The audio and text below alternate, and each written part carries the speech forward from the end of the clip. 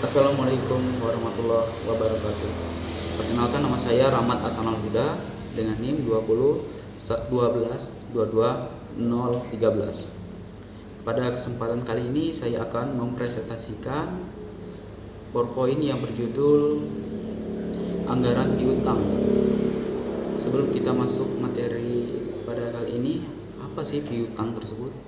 Piutang adalah hak menagih sejumlah harta pada kreditor atau pemberi pinjaman ya. Terus kepada debitor yang penerima pinjaman yang bersedia melunasi di waktu yang akan mendatang. Berarti artinya di sini ada debitor dan kreditor. Kita masuk ke materinya ya. Dengan kita memahami anggaran piutang tadi, kita dapat memahami dan menjelaskan jenis-jenis piutang. Terus memahami dan menjelaskan manfaat dari penyusunan anggaran piutang. Terus dapat melakukan praktik penyusunan anggaran piutang dengan benar. Jenis piutang. Piutang usaha itu timbul karena adanya penjualan barang atau jasa secara kredit. Sedangkan piutang wesel adalah piutang yang didukung janji tertulis dalam bentuk wesel. Manfaat anggaran piutang itu antara lain ya, mempelancar dan memperbesar omset penjualan. Ingat, kegiatan penjualan adalah ujung tombak perusahaan tersebut. Terus selanjutnya, memperkuat daya saing bisnis terhadap pesaing yang tidak punya kebijakan dan anggaran piutang dalam usahanya. Selanjutnya, membuka kesempatan untuk memperluas pangsa pasar pelanggan. Artinya di sini tuh memperluas pelanggan. Peningkatan kemampuan perusahaan untuk mendapatkan laba. Artinya meningkatkan profitabilitas perusahaan tersebut.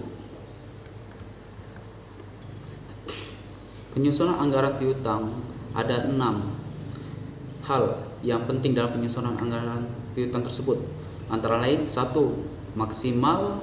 Batas maksimal. Piutang yang diberikan untuk berbagai tingkatan jenis debitor digolongkan berdasarkan risiko tidak memenuhi kewajibannya sesuai janji.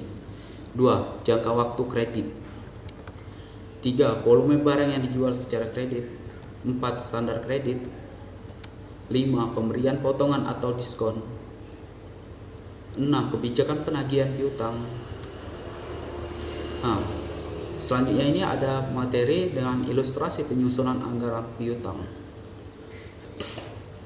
Di bawah ini adalah data realisasi anggaran piutang PT Kelincing Ngebut selama itu kan tahun 2017 Desember 2016 80.000. Dan ini ya soalnya.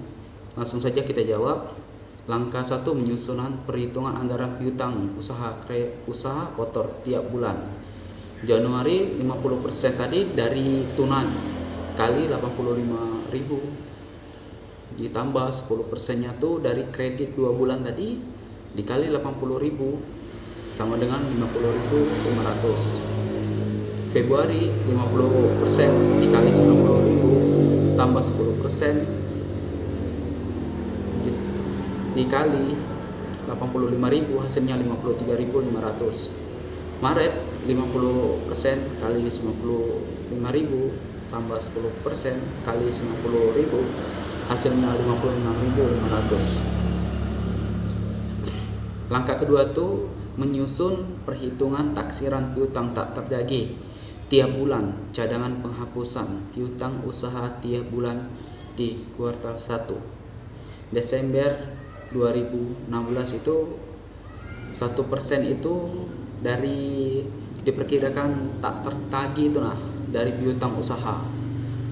1% dikali 80.000 sama dengan 800. Januarinya 1% dikali 85.000 sama dengan 850.